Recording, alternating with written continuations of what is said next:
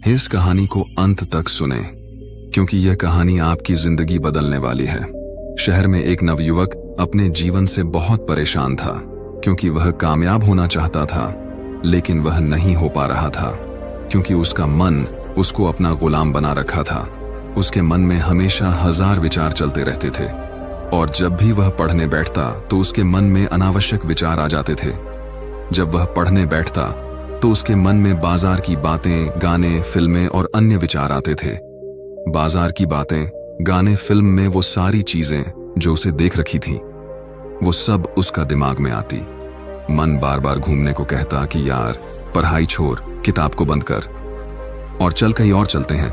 जैसे ही वह किताब खोल के थोड़ी देर पढ़ता, उसके मन में अचानक ये सारे फालतू के ख्याल आने लगते, जैसे उसका मन उसे पढ़ने से रोक रहा हो। मन कह रहा है कि चल बाहर घूम के आते हैं, चल बाहर कुछ मस्ती करके आते हैं, और यही चीज उन्हें आगे बढ़ने नहीं दे रही थी।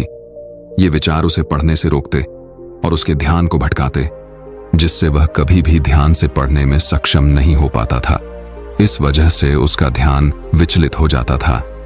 एक दिन उसके दादा ने उसे बताया कि जंगल में एक महात्मा आए हुए हैं जिनके पास हर समस्या का समाधान है। अगर तुम कामयाब बनना चाहते हो तो उनके पास जाओ और अपनी समस्या उन्हें बताओ। उन्हें निश्चित रूप से तुम्हारी सहायता करेंगे। अब तुम्हें देर नहीं करनी चाहिए, तुम चुपचाप वहां चलो क्योंकि इसमें तुम्हारी भलाई है।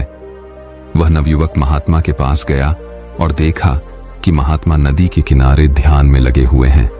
उसने महात्मा के पास बैठकर कहा, महात्मा, मैं बहुत दूर से आया हूं, अब आप भी मेरी जिंदगी बचा सकते हो।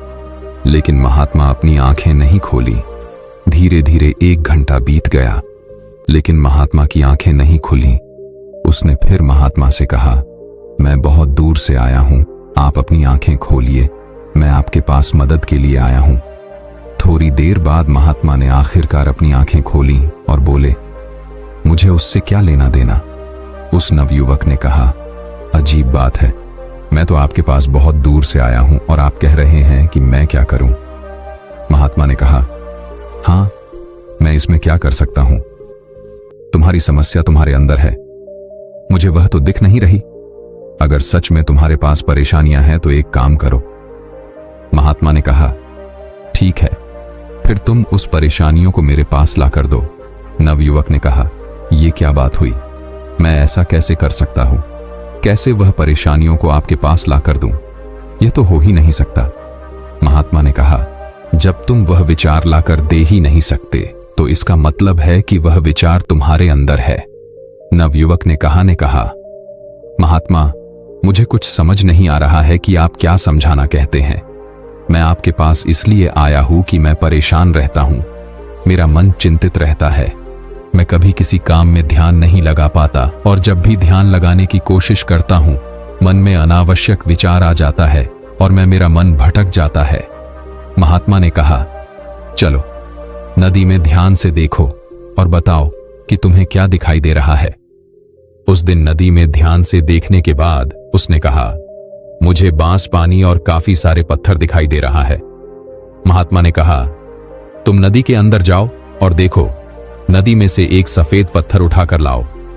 लड़का नदी के बीच गया और सफेद पत्थर ढूंढने लगा, लेकिन उसे मिल नहीं रहा था।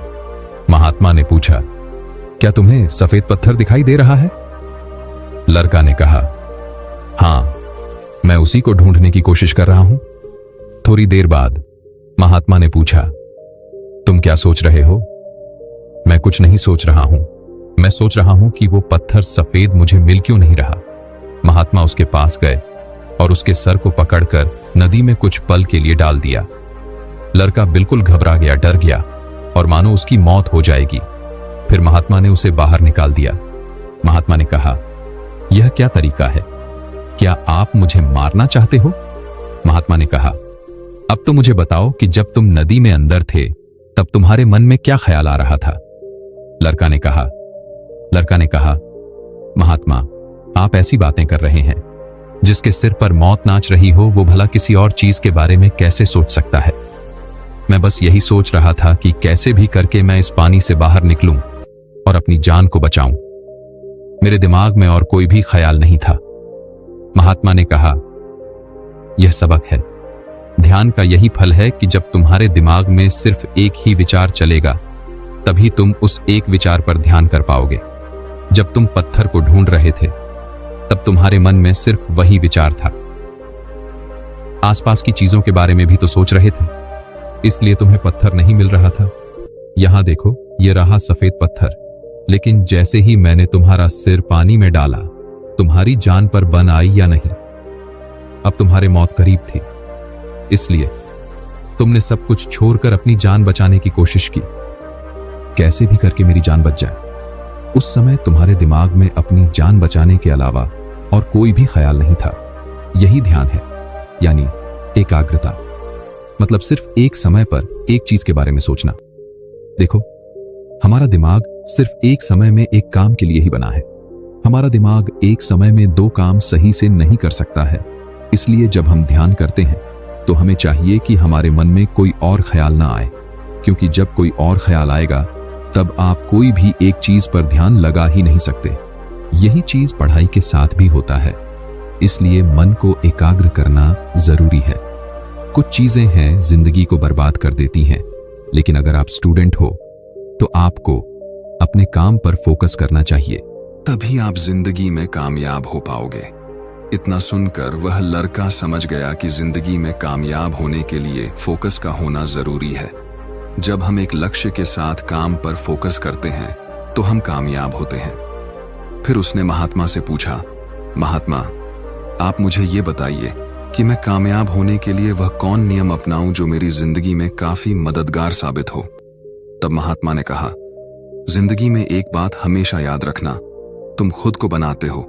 मतलब तुम जो कुछ भी करते हो, जो कुछ भी देखते हो, जो कुछ भी सीखते हो, जहां भी जाते हो, हर वो चीज तुम्हें सबक सिखाती है। और तुम जैसे माहौल में रहते हो, वैसे तुम बन जाते हो। हम अपनी भविष्य का खुद निर्माण करते हैं।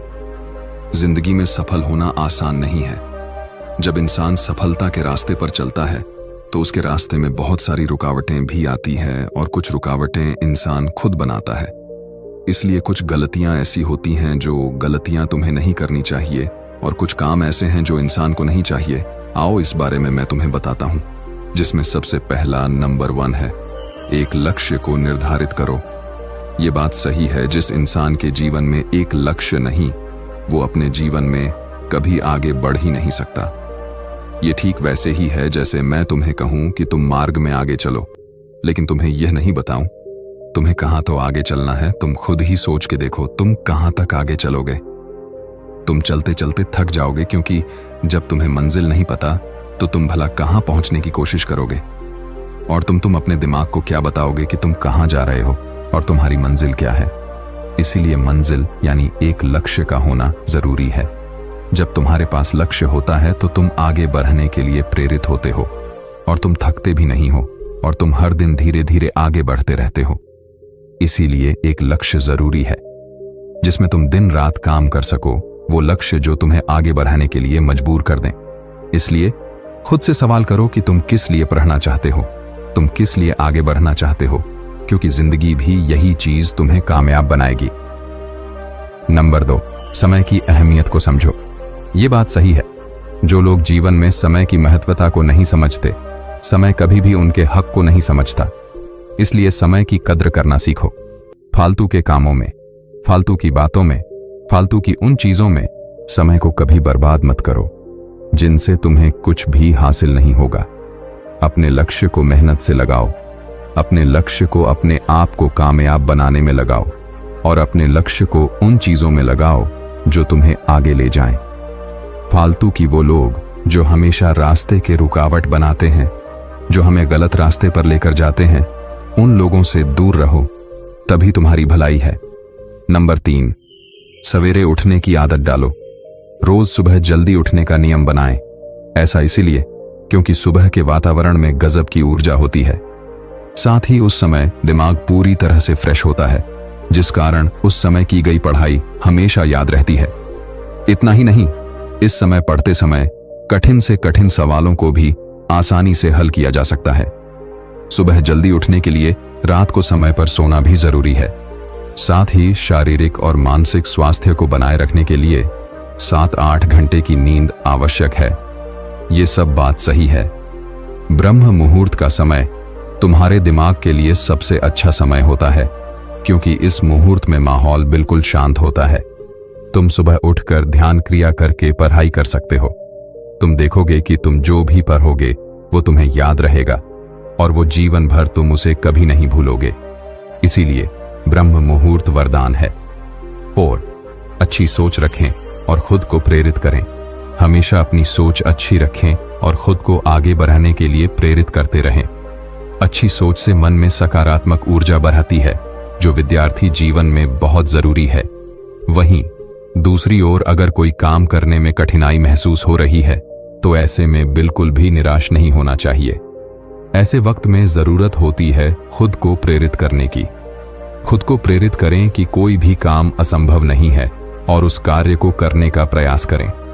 चूंकि हर स्थिति में सकारात्मक सोच रखना भी मुमकिन नहीं है, इसलिए ऐसी स्थिति जब दिमाग केंद्रित न हो और मन में नकारात्मक विचार आने लगे तो अपने माता पिता और अभिभावक से सलाह जरूर ले लेनी चाहिए। हमेशा प्रसन्न रहें। विद्यार्थी जीवन में हमेशा खुश रहने का प्रयास करें। खुश रहने से आप न केवल अच्छी तरह से स्टडी कर पाएंगे, बल्कि दूसरों के साथ आपके संबंध भी अच्छे बने रहेंगे। दरअसल जो भी लोग हमेशा मुंह लटकाए रहते हैं, उनसे कोई भी बात नहीं करना चाहता है। वहीं एक मुस्कान के साथ अगर आप दूसरों से मिलते हैं तो उन पर इसका सकारात्मक असर पड़ता है। बाकी कहानी आपको कैसी लगी, आप हमें जरूर बताइए और इसी तरह की वीडियो को देखने के लिए हमारे YouTube चैनल को जरूर करें सब्सक्राइब। अगर आपका किसी भी तरह का सवाल है तो आप वो भी हमसे पूछ सकते हैं। तब तक हम आपसे मिलते हैं ऐसे वीडियो के साथ अगले दिन। धन्यवाद।